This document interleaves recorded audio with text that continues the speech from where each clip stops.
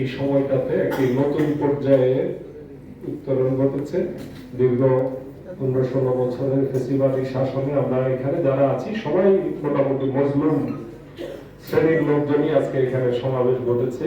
বিশ্বাস করি জেল জুলুম হুলিয়া নানানভাবে দল হিসেবে খেলাফত মজলিসও এখানে যিনি আছেন মহাসচিব বিশুর রহমান আব্দুল কাদের ভাই আমার পছন্দের মানুষ, তাকেও যেভাবে নিপীড়নের শিকার হতে হয়েছে।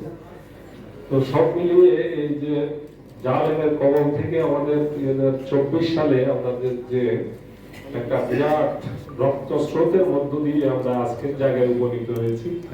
এই নতুন রাজনীতি থেকে আমাদের মধ্যে কতটুকু নতুন রাজনীতির বার্তাটা আমরা রাজনৈতিক দলগুলো কে কতটুকু গ্রহণ করতে পেরেছি, এটা মাঝে মধ্যে এটা নিয়ে এখনো সংশয় দেখা দিচ্ছে।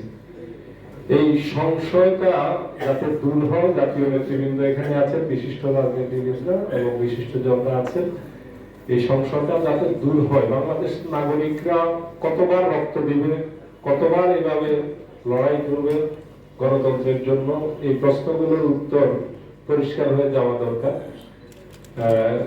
আমার চিন্তা বিজ্ঞজনরা এই বিষয়ে নিশ্চয়ই আরো সুচিন্তিত মতামত দেবেন, আলোচনা করবেন। আপনাদের সবাইকে শুভেচ্ছা আমাকে বলতে সুযোগ দেওয়ার জন্য।